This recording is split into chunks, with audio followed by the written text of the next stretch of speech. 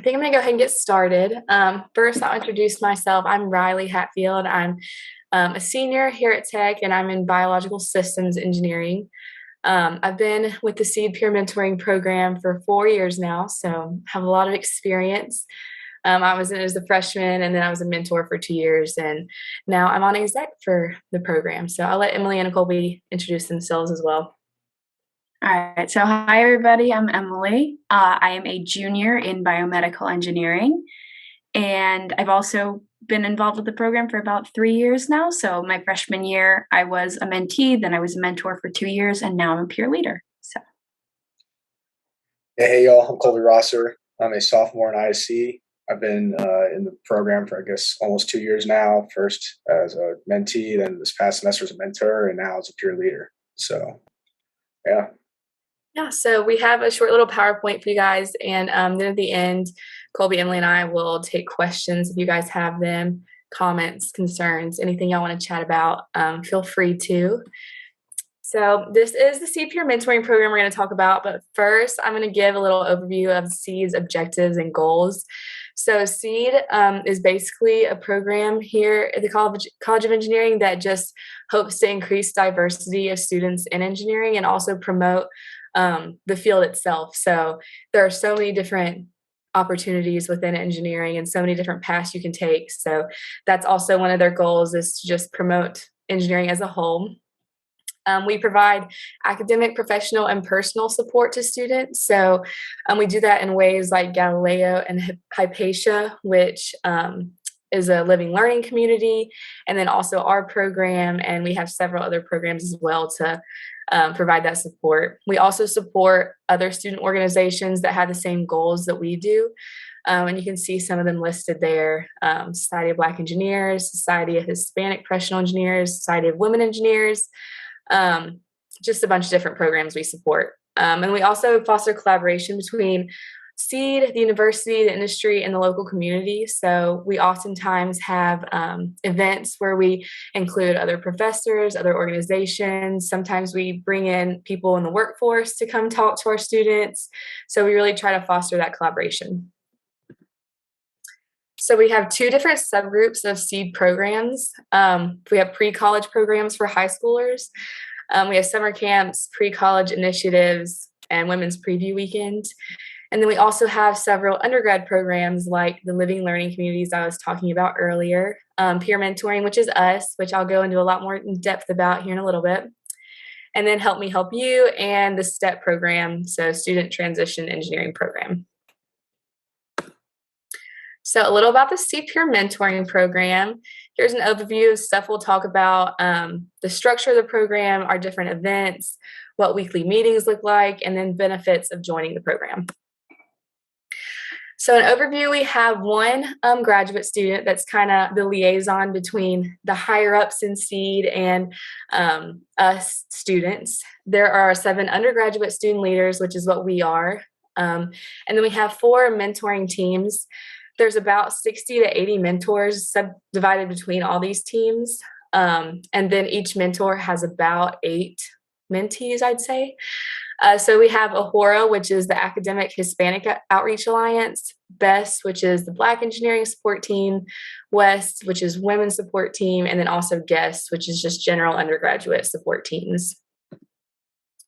So the program is a 10-week-long program. It starts the very first week of school, which is, I think, the most detrimental in a freshman's experience. Those first 10 weeks can make or break. So it's awesome to have the support that you would have in this program by joining. So we have one weekly meeting that you have with your mentor. And then also during those 10 weeks, you get 2 free meals. There's a bunch of different places on campus that you can go to for this. That's kind of up to your group and the mentors to decide where you go.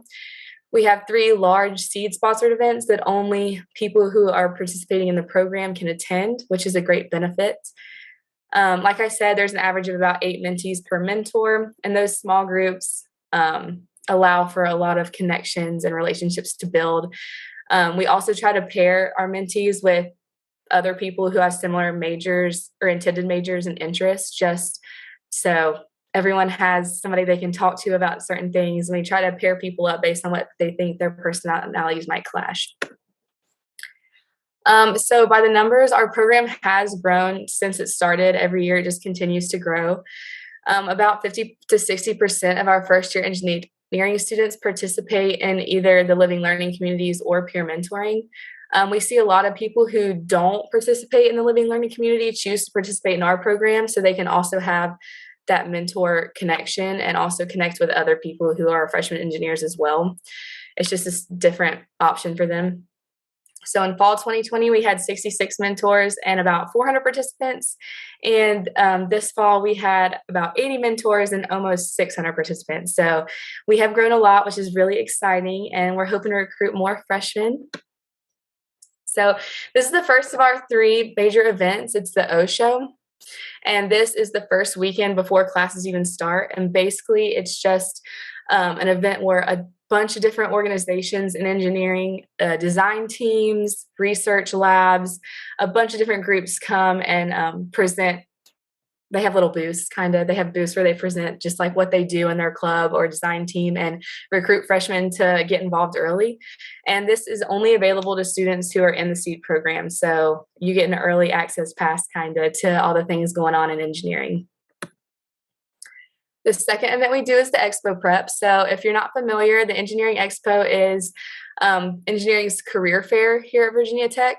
And it's like a huge career fair. We have like hundreds of people who participate in it. So we offer a prep event for freshmen who have never attended the Expo before. This is a 2-night event. We have people in the industry come and talk and give tips and tricks about elevator speeches and how to improve your resume and just other professional tips for the freshmen to get them prepared for Expo. And then a little note here, CEED does want you to succeed in everything you do. So this is just one way that we try to help that happen. The third event is Major Scoop. This occurs usually around when course registration starts, and each engineering major is represented at this event. We have students from each major that talk about what goes on in their major, what classes to take, some tips and tricks and advice. We also a lot of times have minors and other design teams or research labs represented that students can talk to. So this is an event where freshmen can come, grab a scoop of ice cream, and then get the scoop about any intended major and any questions they have. Here are some pictures from our weekly meetings with mentors. So this isn't a program that you just sit and look at a PowerPoint at your meetings and it's super boring. Our mentors do like to take our freshmen around Blacksburg, introduce them to the area, have some fun with them. So here you can see some of our mentors took freshmen hiking to Sweet Frog. They e-nude at the drill field, which is really fun. Obviously, going out to get food is always yum.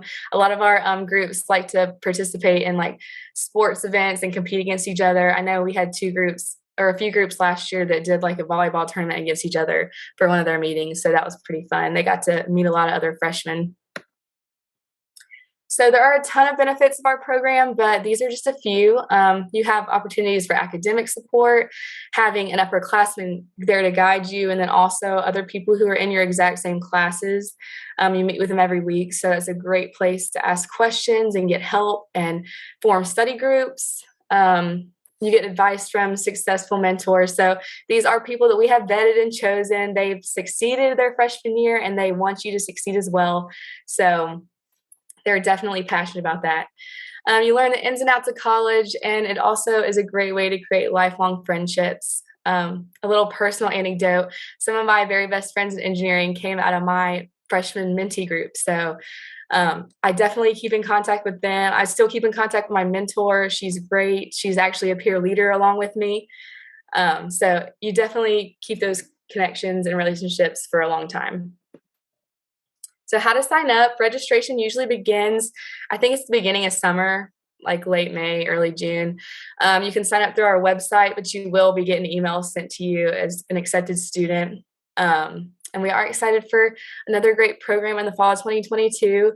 Colby, Emily, and I and the rest of our team are preparing for that. So I won't be here, but I know you guys are going to have the best time. So I'm super excited about that. So that's kind of all I had for the presentation. I was going to open it up to questions now. if anyone had any. And then also, here's an email. This is our grad student email down at the bottom. So if you leave the webinar and have any other questions, write that email down. She's a great resource as well. Y'all can drop any questions in the chat if you want. I think we'll see them. Okay, yeah. So first question: is there any requirements like living in the learning communities to be a part of CEED? So to answer that, yes and no. If you're in the Hypatia Galileo, then you would be living in the living learning community in Hogue. So you would be with the rest of kind of freshman engineers with a different kind of mentor than what we do. But for the specific CEED peer mentoring, the peer mentoring that we do, you can live wherever. Kind of our meetings are not structured by a living learning community, but just kind of everyone on campus. Yeah, that was definitely appealing to me when I was a freshman because I didn't necessarily want to live in a living learning community, but I also knew I needed a mentor and someone to help me get my life together. So CEED Peer Mentoring is a great option for that. If you're not necessarily wanting to live in the engineering dorm, but you do want that support, CEED Peer Mentoring. It looks like we have another question. So if you join Galopecia, can you also participate in CEED? I believe the answer is no, but whenever you're in Galopecia, you already sort of have the built-in mentor program. So your mentor, instead of having one of us, I guess it would be somebody that lives down the hall from you, if that makes sense. So they're a little bit closer, but you would still have a similar mentor group that you meet with once a week and similar benefits and events. Yeah, we work very closely with Galopecia. So we have a lot of joint events together. So it's the same benefit. You just, one, you live in the dorm, one you don't. Did any of you live in Hogue? If so, was it only for a year? I personally didn't live in Hogue. I don't know if you got, I don't think Emily did. I'll let you answer this. Okay. So I lived in Hogue freshman year, and I only stayed there for 1 year. And afterwards, I moved off campus and got an apartment with my now roommates. So yeah, I only stayed there for 1 year. But then after I moved off campus, I still wanted to be involved in the mentoring program. So I joined CEED Peer Mentoring. Yeah, there's actually a decent number of our mentors in CEED Peer Mentoring that lived in the Galopecia the first year. And then afterwards, they're like, kind of I'd rather just kind of live off campus and do that. So that's the kind of transition there. And is there any cost to join the program? No, it's free. This is completely voluntary. None of the weekly meetings are required. Basically nothing is required of you. This is purely for your benefit, and that's how we want to be. You will be fed twice, at some point, which is a major benefit. But yeah, completely free. And I can tell you, we've all three of us have, and everyone who's in the program have had amazing experiences, which is why we have mentors and peer leaders come back each year because of how much it benefited each of us and them. Yep, no requirements, but definitely would recommend. For the Galopecia, though, if you live in there are some requirements for certain credits and stuff. So that is one difference there. Yeah, with this one, I think kind of another thing is that if it doesn't end up being a good fit for you and you try to communicate about that and it still isn't working out, you're not required to come to the meetings. If you live in Galopecia, they will come knock on your door if you're not at the meeting. Had that happen to me once. So definitely a little bit more of an obligation there, I guess, to make sure that you're at the meetings and being more consistent, which is beneficial for some people. Is there limited space within the program, and will the sign-up form be the way you opt in? So no limited. Oh, go on. Sorry, Riley. Go on. I was gonna say we've never turned anyone away. Like, we will just make our groups a little bigger if that's what it takes. But we have like a ton of mentors waiting. Like, say we need more mentors, we have more people willing to do it. So it's definitely unlimited space. We want as many people to join as we can. And yes, that sign up will be the way you opt in, and then you'll start getting emails over the summer about the program after you fill out that form. Is the mentoring solely academic based and about classes? No, and yes. Basically, this mentorship helps you through the transition to college, which includes classes, but also includes just social life, mental health, anything. We kind of cover it all. Naturally, there's, kind of, we're going to help you with your class, we'll help you academically, but also we're going to help you get involved with, in Virginia Tech, and, kind of just make that transition easier. Because I can tell you, it's kind of a whirlwind. That first week you're here, you're just like, your head's spinning, and going everywhere. So we try to make that transition as easy possible for you all in that sense. Well, for an example, oh, sorry, go ahead, Emily. You go. I was gonna say, for an example, when I was a freshman, my mentor actually, one meeting, she took us on the bus to Sweet Frog to teach us the bus routes and how to do that. So that was definitely not academic, but something that it's stuck with me because now I know how to ride the bus, and it's harder than you think. So I was just going to say, we also talk a lot about like professional development skills and kind of how to manage your time, which becomes a really important thing. But making time for yourself to be a part of those activities, get involved, do your laundry, which a lot of people end up struggling with during their first year. Yeah. I've always called like the leading the meetings like a productive break, because you're still getting very, fed, if you will, from us, but you're take a break from classes, and it doesn't feel like another lecture coming at you. for first semester classes, do our advisors pick those for us? So first semester as an engineer, a lot of it's already set for you.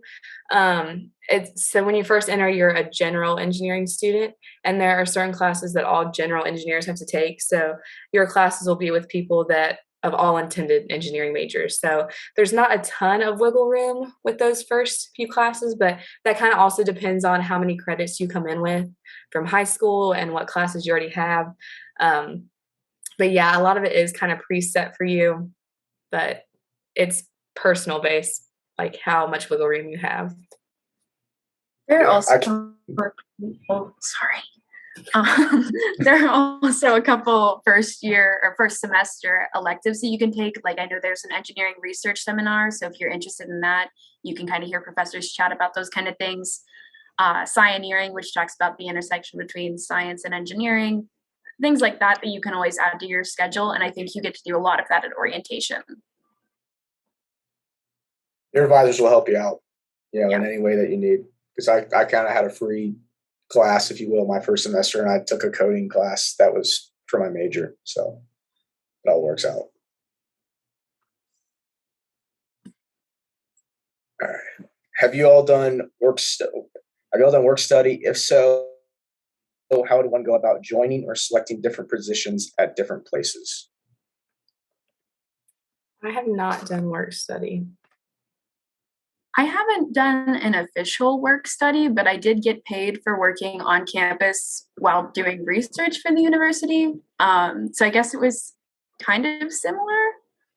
But I guess it all just came down to my interest. I have a lot of friends who work in the dining halls and do sort of a work study thing. So I guess it's all about what is A, probably closest to your dorm, and B, it kind of has the hours that fit your schedule. So I had a lot of time during the day, so working something that I could only go to from 8 to 5 worked out pretty well because I kept my nights open. But again, a lot of my friends who didn't have a lot of time during the day chose to work like a later shift at the dining halls. If that kind of answers your question, again, I haven't actually done an official work study. But you can ask another question if you need more clarification. Someone says, how many classes do we take the first semester? So usually like each semester is between 15 to 17 credits. I think the first semester that they have planned for freshman engineers is about 16. So that's, I don't know. It's about 5 classes, I think. Your 5-ish. calculus class counts for 4 credits. Mm-hmm. But I know that I took more than that. But that was a mistake. I would not recommend it. So the first class, school life balance or lack thereof for engineering students. I think we could all take this one. You want to start, Colby?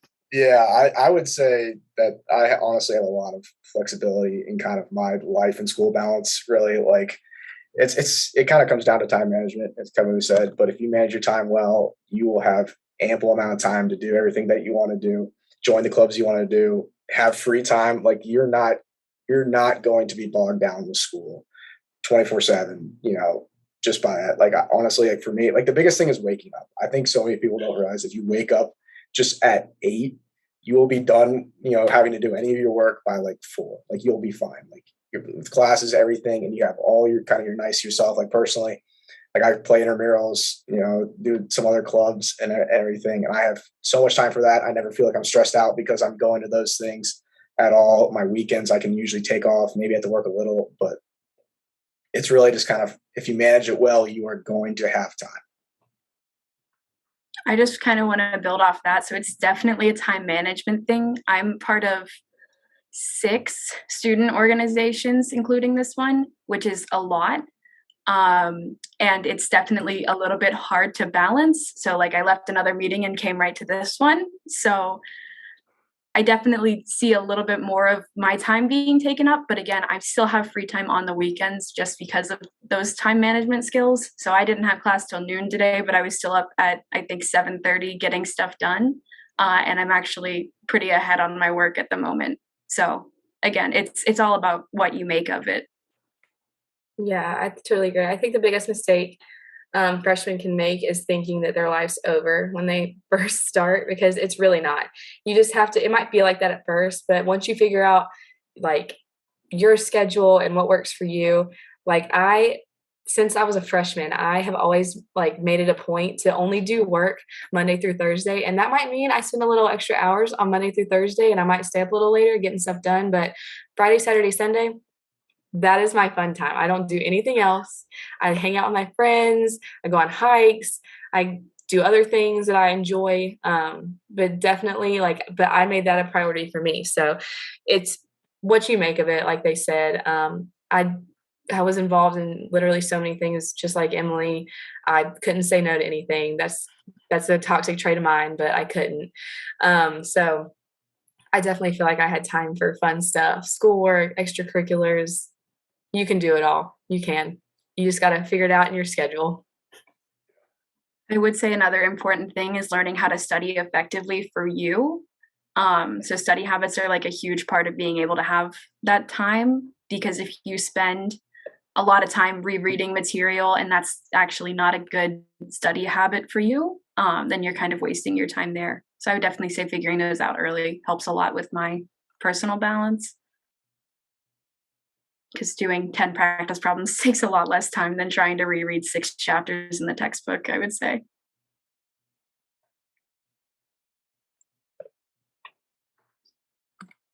How accessible are the professors for extra help when needed? I would say very accessible. Mm-hmm. Most professors are going to have if they teach 3 credits a day or 3 hours a day, they're probably going to have at least 3 hours of 3 hours of office hours in unison with that, whether it's online or in person. They're extremely accessible. Most are very good about answering emails as well, so you can email them with anything that you have. But everyone here at Virginia Tech wants you to succeed, including the professors. They will be there for you. You can get your one time with them, even in massive classes. Like I know my chemistry class, they had 300 people. I could still go into office hours, meet one-on-one with professors and TAs who are all at your disposal. Yeah, a lot of times. Oh, God, Emily.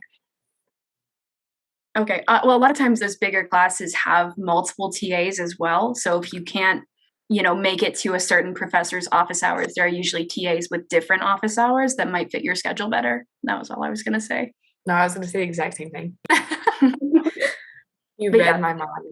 There's also a lot of help that's not from professors. So we have the Student Success Center, which does, they do free tutoring, free group tutoring, especially right before those big exams. And then we have academic fraternities and sororities that do help sessions, especially for chemistry.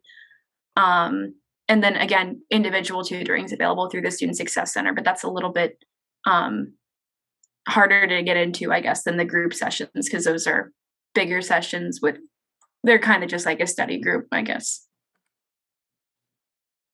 And CEED may be having some CEED-wide study sessions this coming fall. Mm-hmm. So still trying to plan those out, but there's plenty of help available. Sneak peek. You heard it here first. I'm attending Hokie Focus this weekend. Is there anything you recommend me exploring while on campus or in Blacksburg? Cabo fish taco. That's my one rec. Please go Yeah. eat there. I would say if you have time, go for a hike. I don't know. It's pretty. We have some pretty good hiking spots that aren't too hard. If you have a free, a couple hours, go do that. But yeah, Cabo definitely big plug. Great place to eat. Oh gosh, I don't know. Those are like my two go-tos. I would just say check out downtown. There's a couple cool, like, I don't know, there's a little ice cream place, like, is it Sugar Magnolia, right? Yeah. It's so cute in there. So that's a cool place to go. And then if you've never been to Cookout, I would recommend trying a milkshake while you're here because I don't have one anywhere near me. So those milkshakes they're pretty good, and it's a fun like late night thing after you're all done for the day. Good way to relax and sit in line for a while. A Which funny story about Cookout. My brother, he's a freshman here. And he goes there like probably once a week. And he goes so often that he has figured out like wherever the car line is, he's like, oh yeah, that's about 16 minutes. And he literally knows dead on how long he's gonna wait in line. That's crazy. That's wild. I've been in that line way too late sometimes, just waiting for like half an hour. It's brutal. But yeah. Worth it. Yeah, definitely. Which Well, residence hall would you oh sorry. Yeah, sorry. Go ahead. go on? Sorry. I was gonna say, which residence hall would you recommend for first year students? Any of them. I know, like they're all good. I lived in one, it was probably the oldest one. It was probably the first one built on campus and I lived in it, and it was the hall style bathrooms, but it's a humbling experience. And honestly, I wouldn't trade it for the world because I met some great girls on that hall and I became really close to them. And it was so fun. It was a tiny room with no AC and had to walk down the hall for the shower, but I'd do it again. Yeah, I mean, it kind of it depends on your preference. I was in a suite style, last year. I loved it. Made so many friends through that. I had AC. If you want AC, it was awesome. Loved it. But I mean, you're gonna meet so many people wherever you go. No one's ever walked out of like a residence hall and been like, you know what, I regretted that from at least what I hear. So I do recommend personally. I got one that was right on the drill field, and if you're a little bit of a late sleeper like me, that was very nice because I could literally roll out of bed 5 minutes before class and run across the drill field and still make it. That's what I was just gonna say. Like, if you're planning on taking early classes or anything like that, I would say maybe go towards the drill field a little bit. But I know a lot of people get up and go to the gym first thing in the morning. And so if that's a priority for you, there are other residence halls that are really close to McComas. So definitely depends on your priorities, especially first thing in the morning, because that's the time when you're gonna notice it the most, I think. I prioritize being behind a dining hall, so therefore you can see where my mind's at. Yeah. Basically, get an aerial map and just decide where your priorities lie, and then make a delivery. And if you can't pick, just choose one of the ones in the middle. All right. So, how's it living in Hogue Hall, and which other hall do you? All right. So, We kind of said the recommend, but how is it living in Hogue, Emily? Hogue was pretty cool. It was hall style bathrooms and no air conditioning. So, but the hall style bathrooms really are not as bad as everybody thinks. It's fine. It is what it is, and you learn to just kind of deal with it. But everybody else in there is doing it too, so it doesn't really make that much of a difference in the whole experience. My favorite thing about Hogue, at least during my year, for the whole first semester, everybody on my floor just left their doors wide open. And so I would just walk past and start having a conversation with somebody about, oh man, are you ready for that calc test later this week? Because we were all engineers and we were all taking the same calc test later that week. So that was a really beneficial thing. And another awesome part about Hogue was that I could go down to any of the study lounges and just walk in and be like, somebody please help me with this question from physics. And I'd get 2 or 3 upperclassmen come over and explain it to me. So having that resource and having those other people in there who maybe had a little bit more experience in something that I did was really helpful. And And they also have the benefit of that workshop on the second floor, if you guys have heard anything about that. But they have a full like lab space pretty much where you can get trained on how to use laser cutters, the CNC machine, all that kind of stuff. And that's kind of available to you once you do those trainings. So good things. Not having air conditioning was kind of a bummer. But other than that, it was fine. It was a little bit far from classes for me, who I am also a late sleeper. But it wasn't terrible. It's kind of on the back of the residential side, so it was really convenient for football games and basketball games. But in terms of location, not super close to classes. Why did you pick VT engineering? I guess we can all take a stab at this one. Who wants to start? I can go. Okay. All right. I am from Pittsburgh, Pennsylvania. So I answer this question like once a week for the Dean's team. So I have the answer ready to go. But I am from Pittsburgh, Pennsylvania. So people always ask me why I didn't choose Penn State or Pitt because they're so much closer to home. But I think it was just something, about the campus here. So I didn't really want to be in a downtown, like city kind of campus. I wanted the green space, and being in the middle of nowhere is kind of my vibe. But yeah, so that was kind of the first thing. I just liked the location of Virginia Tech in general, but for VT engineering specifically, for me, it was about the community. So I came here as a junior in high school, hadn't even started looking at colleges yet. My major didn't exist here. And I met with a random professor and him and my mom. So he talked to me about how I can reach my goals here. And again, I was a random junior in high school, didn't really have any obligation to me, and he still took that time to meet with me and tell me how I could reach my goals here. And long story short, 3 years later, I'm working in his research lab, and I'm about to publish a paper with him. So pretty cool stuff. And just those connections that you make and the community here overall. You know, the people, it's not like hugely competitive. People always think that my major is really competitive because it's harder to get into it because we had like an interview and an application process since we're so new. But once we're in, it's really like we all just help each other out. All of my projects are group based, and yeah, I don't know. It's just a really good balance, I guess, between friendship and peer kind of classwork. But I've made a lot of good friends in the engineering community.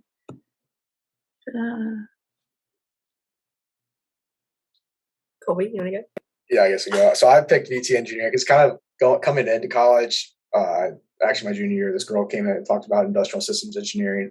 She like worked at Rolls Royce or something. I was like, you know what, that's what I do with my life. So like I kind of was exploring, different schools, and I, coming from Virginia Beach, came, to Tech, visited, and you just heard so many great things about Virginia Tech from people in Virginia Tech, and also back home in Virginia Beach. Everyone's like, no one comes out of Virginia Tech not liking Virginia Tech. And I just heard so much good stuff. And like our IC program is like third in the nation right now or something. That was attractive. And also like Tech pushes pretty hard that you will get a job after college, if you come to our engineering program. And that's really a big thing because they do a great job of professionally developing you and giving you opportunities to get into the workforce, which was very attractive. And also I like sports, and Enter Sandman is pretty dope. So if you've never been to a football game, it's a good time. The atmosphere here at Virginia Tech is, it's unlike anything else. Like it really is a community kind of, because, we're kind of in the middle of nowhere and that's all we really have. And it's really just amazing, to be out here and just kind of be a part of this Virginia Tech family. Totally agree. I'm from Roanoke, which if you're not from this area, it's like 45 minutes from Virginia Tech. It's the closest city. So if you want to go to a mall, a nice mall, you go to Roanoke. So that's where I'm from. And I grew up, we had season football tickets. My dad played baseball here. Like I was a Hokie. Like I bled maroon and orange. I applied nowhere else except Virginia Tech. Like this was it for me. This is the only place I wanted to go. And then as far as engineering, like I didn't really know what I wanted to do. I knew I wanted to do something in the health profession. So, which, that why am I in engineering? Well, I'll explain. I actually did engineering because I was good at math and science. And I was like, well, if I ended up not going to grad school. I'll still have a good job. And Virginia Tech, the biological systems engineering program, offers like a concentration that's basically pre-health professions. So I got all my prereqs in, and I'm going to PA school in August. So it all worked out. But they had that concentration, which really was attractive to me. And I really honestly ended up loving my major. I think it's helped me so much with problem solving skills. I got the biomedical minor, which went great hand in hand with health profession stuff. So the biological systems department definitely pulled me in towards engineering when I was deciding, because I knew I was going to tech. So I had to decide what I was going to do at tech. And I will say, just like being from this area and being here my whole life, like you will not find a nicer community somewhere that you feel more at home. Like this place, there is no place in the United States like Blacksburg, and I will stand by that, and I'll take that to the hill and die on it, because I firmly believe that, and everyone that comes here absolutely loves it, and it's just a great place to be, and I love it, and I hope you all decide to love it too. Yeah. Well Really. said. How challenging is CS? I'm not in CS, but I know a lot of people who love CS. If you like coding, if I you would like say- computers, Mm-hmm. you're gonna I love think it depends on what your interest is in, because I see people who are in CS and I'm like in awe because I don't think I could ever code for that many hours. Some of their projects are just insane to me.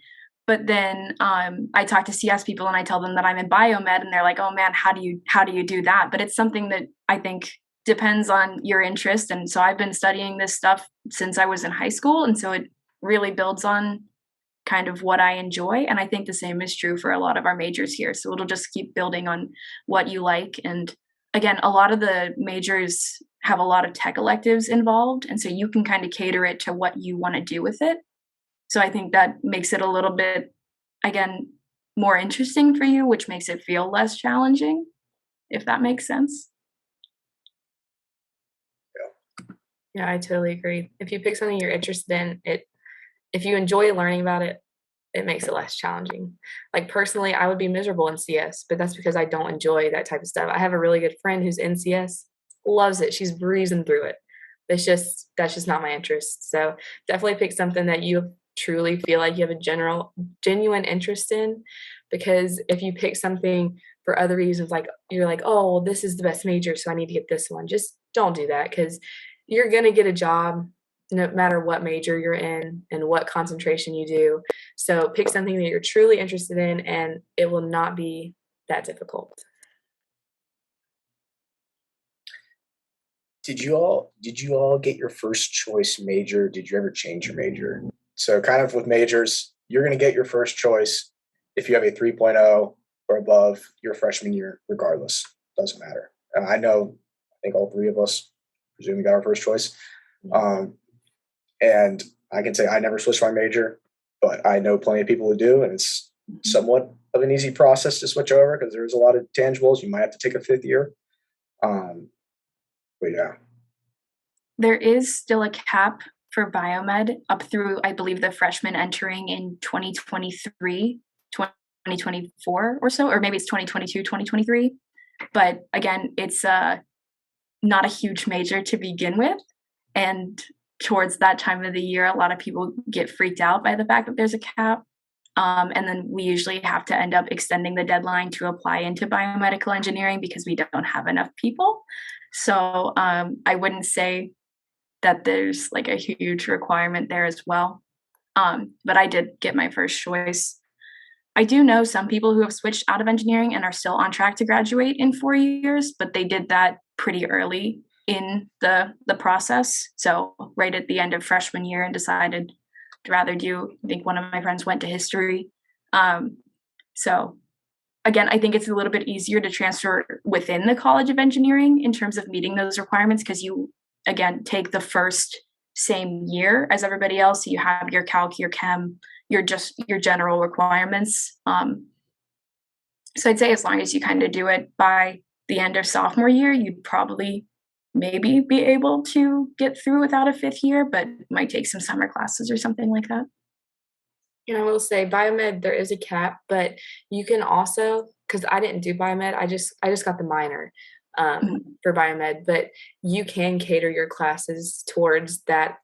If that's if you if you don't get into biomed, you can make your classes so that you get a lot of biomed experience. Like I took a ton of biomed classes, and then I also worked in a biomechanics lab, so that was a ton of experience I got with that. So if you're determined, you can make it work.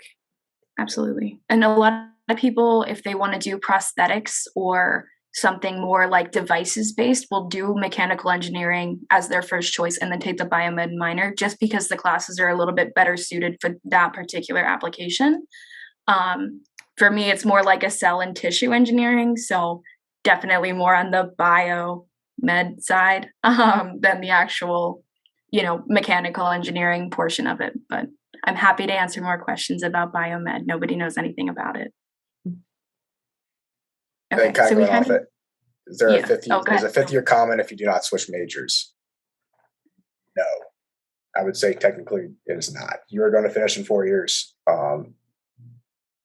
With kind of, and you'll be able to take all your classes, in school. So like you most likely won't have to take summer classes or any of that. Unless you choose to. Yes. But yeah. I do know a lot of people, if you do opt to do like a co-op experience, that will sometimes push you to a fifth year. But again, that's totally up to you.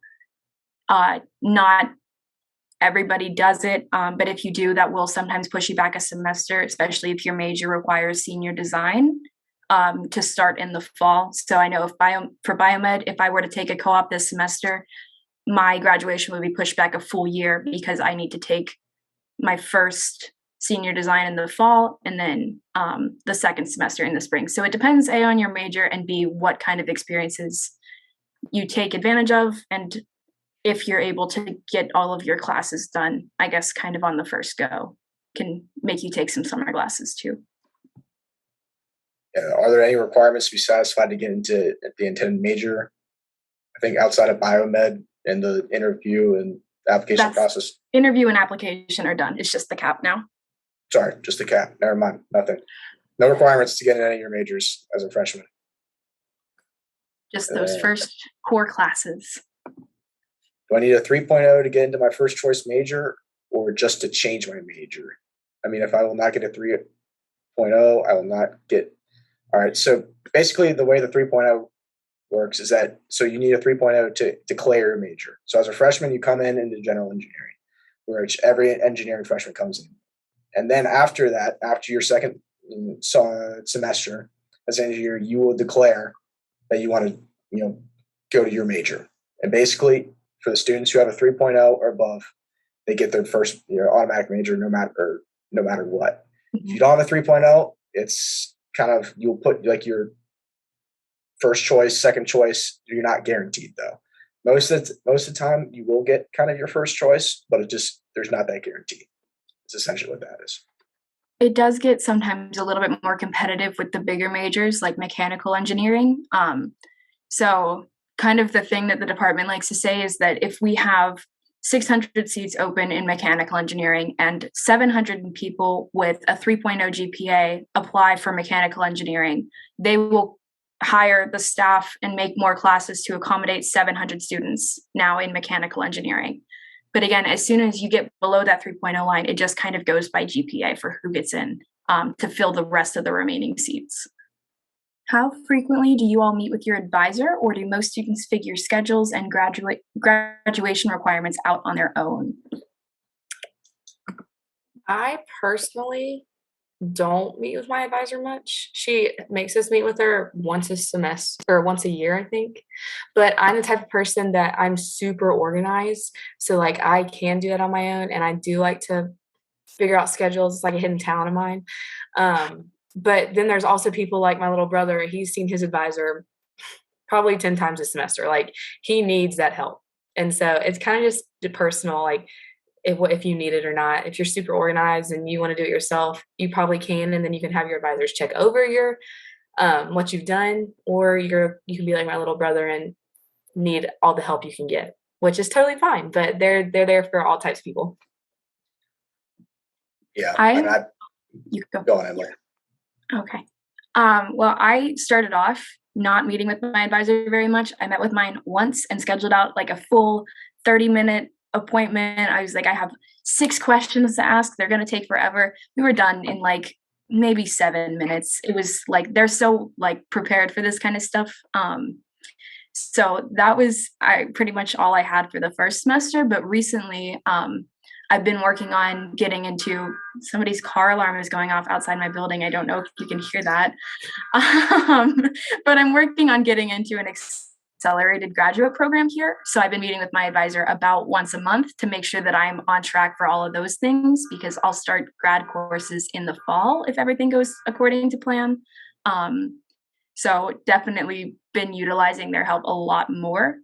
I'd say that most students try to figure their schedules out on their own, but a lot of majors, at least I know for smaller majors, will have a big meeting with everybody in the major and the advisor before like choosing your classes for the following semester, to make sure that everybody's on the same page and knows about the requirements and everything.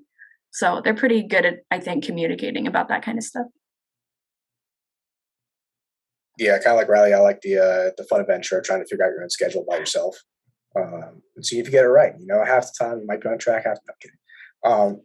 You all have there's check sheets that keep you on track that you literally can access from anywhere. So I haven't met with my advisor this past semester, but I probably should have.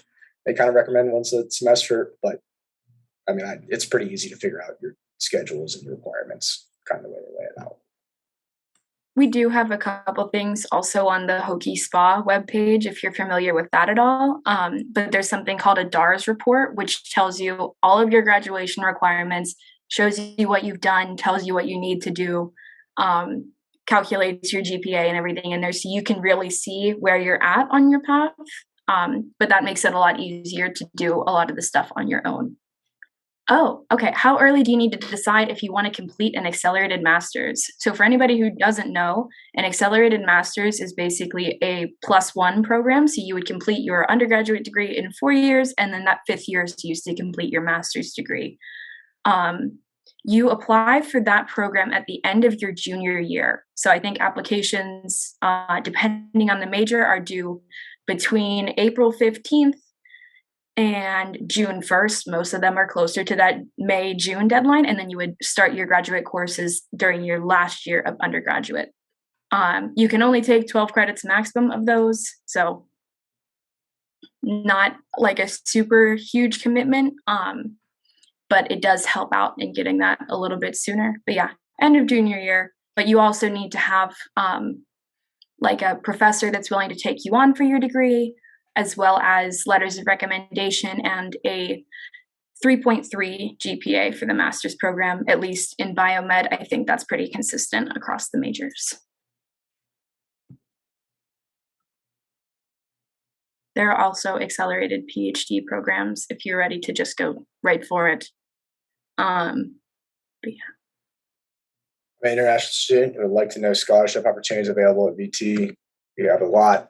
There's a whole page of just scholarships upon scholarships that you can apply to. You can also, so there's a lot you can apply to for sure. And Virginia Tech will always try to help you out in any way that it can regarding, financial help.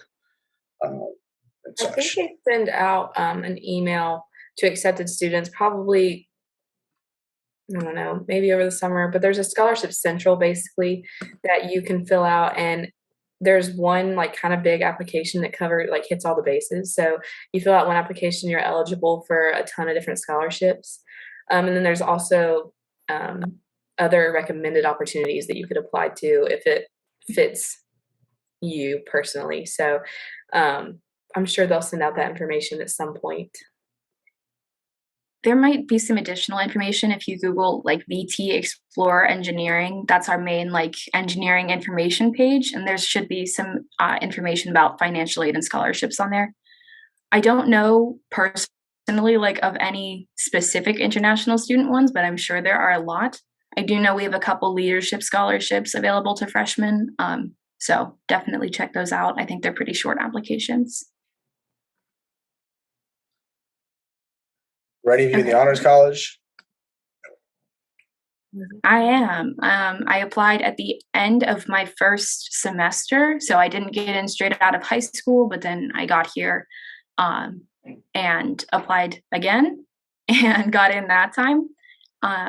Biggest benefits that I saw from that, I get priority whenever I'm requesting my classes. So I've never had a problem getting my classes off of course request, which is super nice. So basically the schedule that I make ahead of time is the one I pretty much end up getting. Aside from that, they do a lot of like really beneficial like peer advising as well.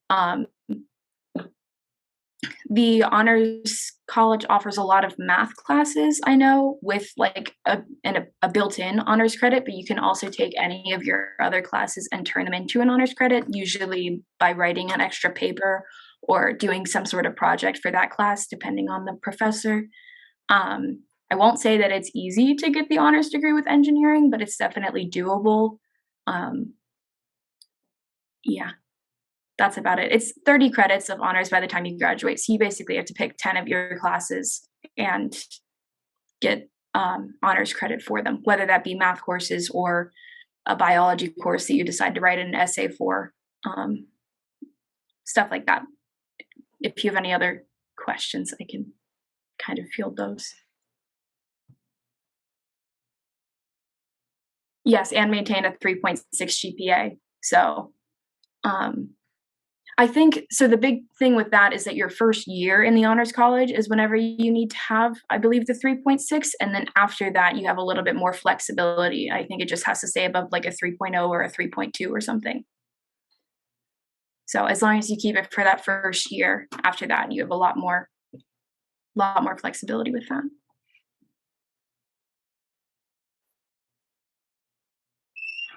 Which the 3.6 can get a little bit more challenging, I would say, with engineering courses.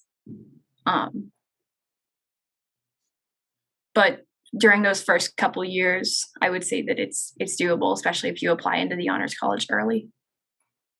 When I transfer IB credits to college courses, does that mean I can take a different course starting from the first semester? Yes, in some cases. So if you can transfer credit for any of the calculus courses, I'm not totally sure how they line up. But say, for example, you transfer in AP or IB credits for Calc 1 and 2, you're allowed to start with Calc 3. Again, like I had AP credits for biology, did not have to take biology again, those sorts of things. So that would have been something that I would have taken second semester, but I still didn't have to take it. And I also was able to get out of the first year writing courses, which was nice. Yes. Thank you, AP Lang. I would take full advantage of high school AP IB. Get out of as much first year stuff as you can, because those are the ones that they make the hardest, I'm convinced. Those are the weed outs. But yeah, I think there's a check sheet online somewhere with all like the transfer credit stuff. You can go see directly what it translates to. Take care of it. It should be also on that Explorer Engineering page. But yeah, you can also, so I transferred in like 33 credits and I can only use like, I think 21 of them, but I didn't have to take like half of my general education courses, which opened up a lot of time in my schedule. So for my senior year, I only have 12 required credits per semester, which is super nice because they are harder classes. So yeah, I only have one engineering class that I'm taking this semester. The rest is fun stuff. My advisor told me, like I asked her the other day, I said, I only have 12 credits scheduled. Like, is this a bad idea in case I have to drop something? And she's like, I'm a big proponent of just taking a fun class that you enjoy. So I got to figure out what I'm going to take. I kind of want to take something like horticulture. I love plants. I don't know. Plant biology. There's so many fun classes. Love that one. One of my friends just took swimming, I think. That's cool. There's a couple like intro to art classes that I've heard are fun. Intro to Shakespeare is supposed to be cool. I took winery tourism, and we got to go to Zeppeli's and do tastings and stuff. That was our class. We just had to show up, and we got an A, pretty much. That's pretty cool. There's a whole class on mushrooms. It's called mycology. I've heard it's actually difficult, but it's fun. All right, guys, I'm going to go ahead and end it. Thank you all for being here. And be sure to email us. You can find our emails on websites and things like that if you go to the CEED page. So email us if you have any more questions, and we'll be sure to get back to you. So thank you, guys. Thank you. Thanks.